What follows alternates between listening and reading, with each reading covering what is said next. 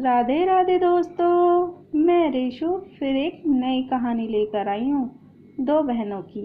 हमारे चैनल पर नए हैं तो चैनल को सब्सक्राइब कीजिए, लाइक कीजिए और शेयर कीजिए। दो बहनें थी, एक का नाम था हल्दी और एक का नाम था सौंठ। दोनों के गुणों में रात दिन जितना अंतर था। हल्दी एकदम नर्म, सबका काम कर देने वाली थी, सबका दिल जीत लेने वाली, माँ बाप को बहुत सम्मान देने वाली बहुत प्यारी लड़की थी। और सौंठ एकदम नकचड़ी, आलसी, झगड़ालू और अपने आप में मस्त रहने वाली लड़की थी। वह माँ बाप से भी लड़ती रहती थी। इसी तरह समय बीतता जा रहा था। एक दिन हल्दी ने बोला, माँ मैं मामा के घर जाऊँ? माँ ने कहा, तेरा बहुत मन है तो सौंठ को लेती जा।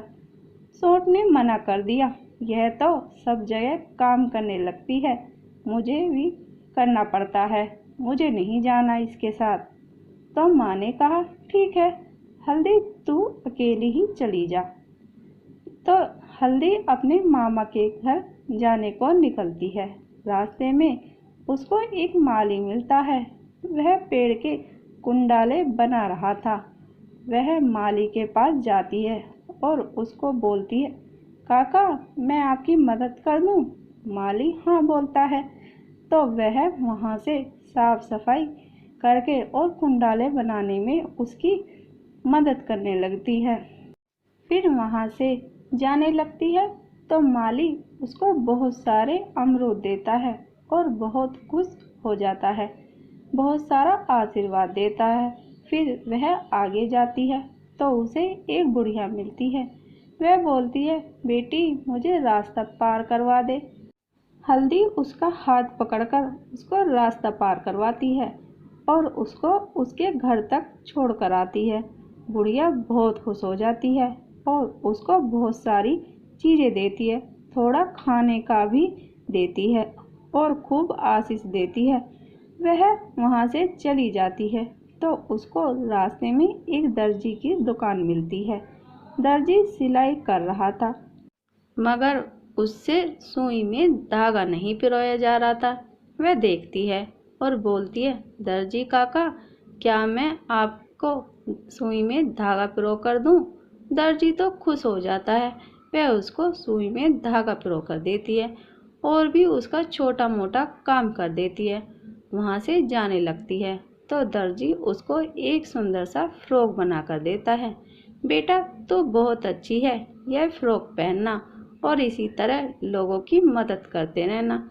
ऐसा करते करते वह अपने मामा के घर पहुंच जाती है। मामा के यहाँ वह बहुत दिन रहती है, सबके साथ में घुल मिल जाती है और बहुत मदद करती है।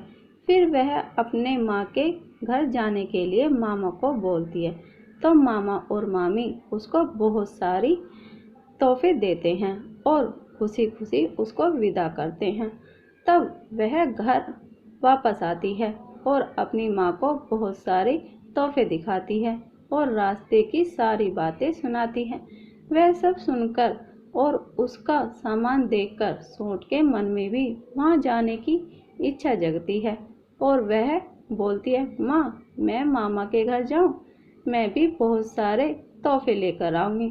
माँ बोलती है, जा, पर तुम वहाँ किसी से लड़ना मत और सबकी मदद करना और अच्छे से रहना और जब तक मन लगे तब तक रहना और वापस आ जाना। तो वह अपने मामा के घर जाने के लिए निकलती है। रास्ते में उसको वही माली मिलता है, अपनी अमरूद की बाड़ी में पेड़ के कुंडाले बना रहा होता है। वह उसको देखता है तो सोचता है हल्दी है, तो वह बोलता है, आजा बेटा थोड़ी मदद कर दे। तो हल्दी बोलती है, मैं क्यों करूं मदद? तो माली बोलता है, तेरे से पहले एक लड़की आई थी, तेरे जैसी थी, उसने तो मेरी बहुत मदद करी थी।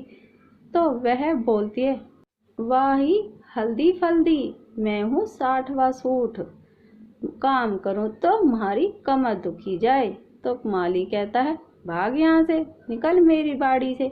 उसको वहाँ बैठने नहीं देता और भगा देता है। वह आगे जाती है तो उसको एक बुढ़िया मिलती है। वह बोलती है, बेटा मेरे को रास्ता पार करवा दे। तो वह बुढ़िया को मना कर देती है। तो बुढ़िया उसको डंडा दिखाती है और बोलती है, तेरे से पहले तो मेरे को एक तेरे जैसी लड़की ने बहुत मदद करी थी।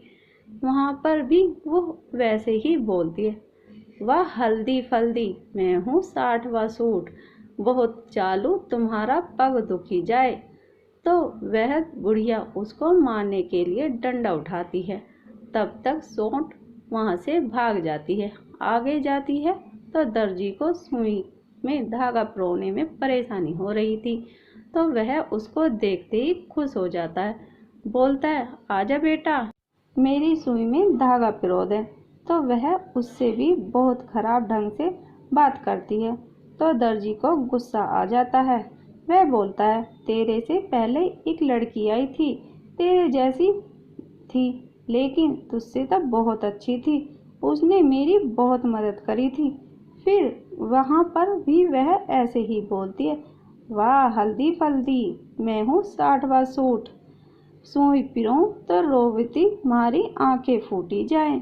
दर्जी को बहुत गुस्सा आता है और वह उसको भगा देता है। ऐसे करते करते वह मामा के घर पहुंच जाती है।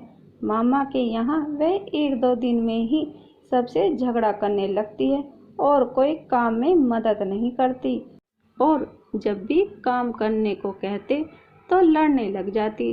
तो वह लोग 2-3 दिन में ही उसको भगा देते हैं। बोलते हैं, जा, तेरी बहन तुझसे बहुत अच्छी थी, तू बहुत खराब है। और वो उसको तोहफे भी नहीं देते। हर समय वही बोलती है, वाह हल्दी पल्दी, मैं हूँ 60वां सूट, काम करूँ तो मैंने थक लग जाई। मामा मामी तंग होकर के उसको वापस भेज देते हैं और वह रोती रोती घर आती है। जब माँ उसको पूछती है कि तूने लोगों की मदद करी, तो वह मना करती है। माँ पूछती है, तूने मामा की मदद करी? तो वह मना कर देती है। तब माँ उसको समझाती है कि जो दूसरों की मदद करता है और जो लोगों से अच्छा व्यवहार रखता है, लोग उसी से खुश होते हैं। लड़ने झगड़ने और अकड़ने वाले लोगों से और किसी की मदद नहीं करने वाले लोगों से कोई खुश नहीं होता, उसको ऐसे ही रोना पड़ता है। इसलिए तो आगे से ध्यान रखना, सबकी मदद करना। सोंठ के दिमाग में यह बात समझ में आ गई और वह हाँ बोलकर सिर हिलाती है और बोलती है, हाँ माँ, मैं सबकी मदद करूँगी और आप जैसा कहोगी मैं वैसा ही करूँगी, हल्दी जैसी बन के रहूँगी, तब तो लोग मुझको प्यार करेंगे ना।